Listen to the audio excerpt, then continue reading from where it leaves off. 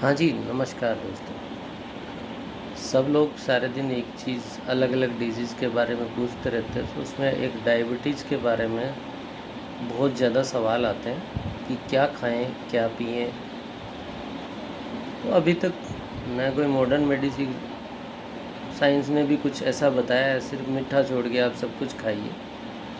तो उसमें नॉलेज की बहुत भारी कमी होने के कारण लोगों को मुझे बार-बार बताना पड़ता है कि क्या खाना चाहिए, क्या नहीं खाना चाहिए। अभी तक मैंने हज़ारों लोगों के ऊपर खाने की चीज़ों के ऊपर जो रिसर्च किया, वो खान-पान के लोगों को समझाया, वो चीज़ें मैं सुबह नाश्ते से लेकर रात के खाने तक आपको धीरे-धीरे बताता हूँ, जिससे आपको ये पता चले कि खान-पान का कितना विशेष महत्व है। सुबह या उठते ही आदमी को 3 गिलास गुनगुने पानी, उसमें 1 गिलास में नींबू डाल के और पीना चाहिए। ये पहला काम होना चाहिए। उसके बाद फ्रेश होकर के और आदमी को रात को भिगोएं 5 मुनक्के, 5 बादाम, 2 अखरोट, 1 अंजीर और 1 खजूर। ये सुबह-सुबह आपके उठने के 1 घंटे के अंदर-अंदर आपके पेट के अंदर चले जाने चाहिए।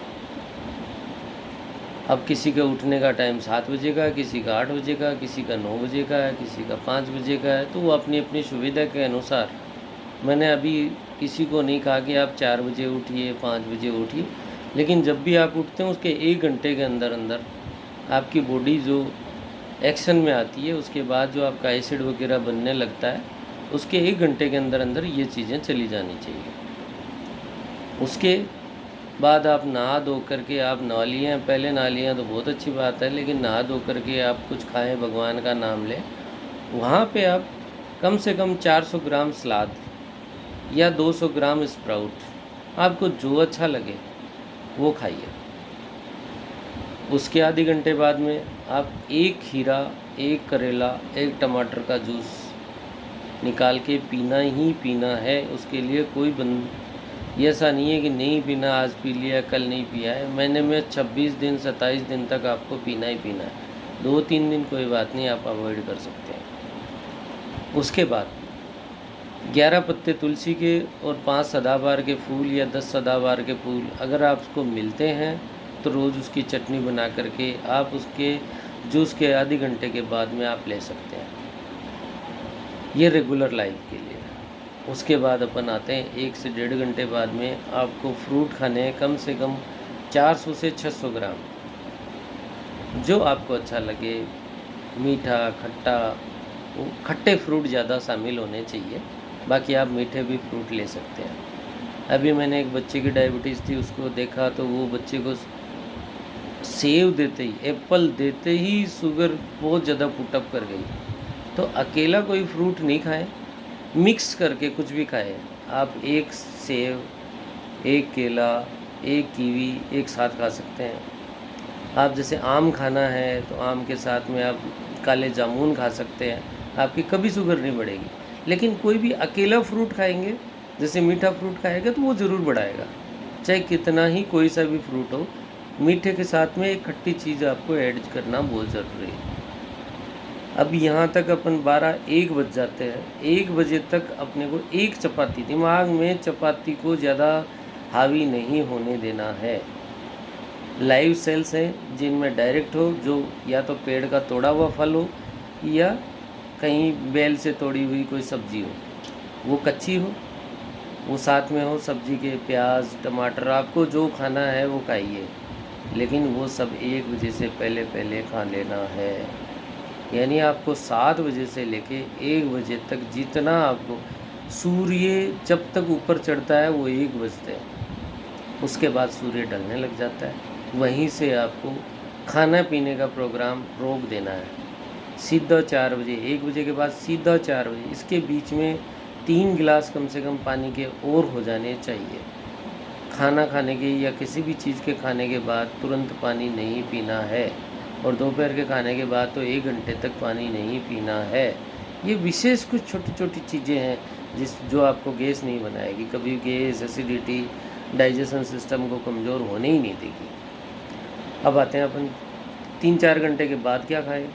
4-5 बजे या तो कोई 1-2 बिस्किट या उस टाइम पे आपको लगे कोई मूढ़ी बूढ़ी कोई एकदम सिंपल आइटम, दाल मखाने भुने हुए, ये चीज़ें आप ले सकते हैं। चाय वहाँ पे एक मात्रा जो चाय है उसकी आधी कर दें। आप 1 कप पीते हैं तो आधा कप पीना शुरू कर दें, और पहले आप जो चाय बनाते थे उसकी रेसिपी चेंज कर दें कि चाय को बाद में डालना है, चाय को पहले नहीं डालना है।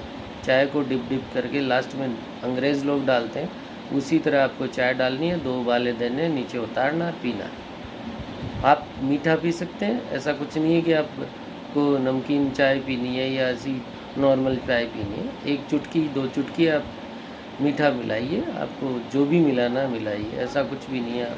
आप कहते हो कि मीठा नहीं खाना चाहिए, तो आप 1 चपाती अगर आप गेहूँ की खाते हो तो 2 चम्मच चीनी के बराबर आप कार्बोहाइड्रेट खाते हो। तो आपने तो पहले ही 2 चम्मच चीनी तो पी रखी है, और 2 चुटकी पीने में आपको परहेज कर रहे हो। तो ज्ञान को ये ज़रूरी नहीं है कि आपको किताब में ही मिलेगा, सब किताबों में ज्ञान नहीं है। खुद का लाइफ स्टाइल में जब आदमी धीरे धीरे सीखता है, किसी चीज़ का पता चलता है, तो उसके बाद हर चीज़ का नॉलेज होना चाहिए। तो मैं क्या खाऊं क्या नहीं खाऊं, ये वो कहते हैं बैंगन तो खा लिया और बुढ़ते का परहेज कर रहा है, तो वो भी नहीं होना चाहिए कि खा रहे हैं सब कुछ, लेकिन वो 1 चुटकी चीनी के लिए तरस रहे हैं। तो कभी भी फीकी चाय पीने की ज़रूरत नहीं है। आप 2 चुटकी चीनी डाल करके चाय पीजिए, और ज़िंदगी को जो एक आम आदमी जीता है उसी तरह जीना है। ये नहीं हो रहा बाबा मेरे को तो ये परहेज बता दिया, वो परहेज।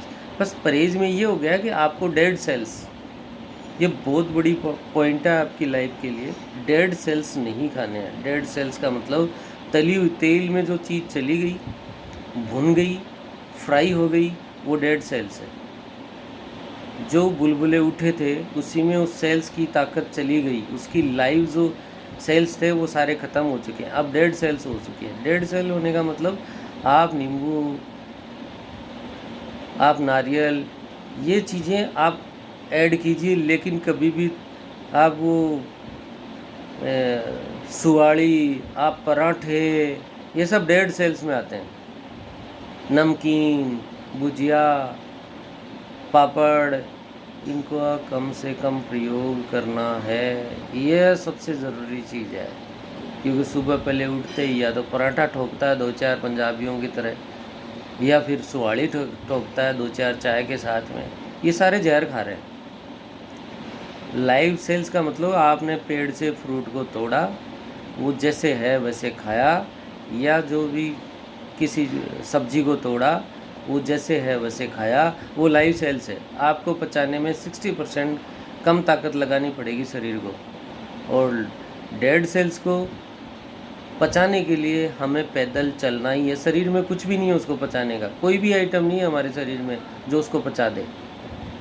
इसलिए उसको अगर पचाना है तो आपको 5 से 7 किलोमीटर पैदल चलना है, और अगर लाइव सेल्स को आपको पचाना है तो आपको 1-आधा किलोमीटर पैदल, 2 किलोमीटर पैदल चलें, सफिशिएंट, उसी से काम हो जाएगा। अब आते हैं शाम के खाने पे।